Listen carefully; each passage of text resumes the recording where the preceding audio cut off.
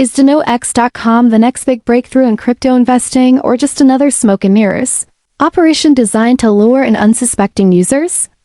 In this video, we take a closer look at denox.com, a relatively new platform that boldly claims to offer secure and profitable investments in top cryptocurrencies like Bitcoin, Ethereum, and Binance Coin.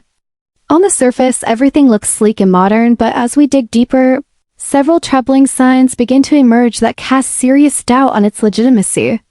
The website's layout and user interface appear to be heavily inspired or directly copied from previous scam sites, suggesting a lack of originality and possibly even a recycled scam template. More suspiciously, denox boasts about having over 321,000 users and $12 million in payouts. Yet the domain was only registered in January 2025, making those numbers seem wildly exaggerated or outright fake.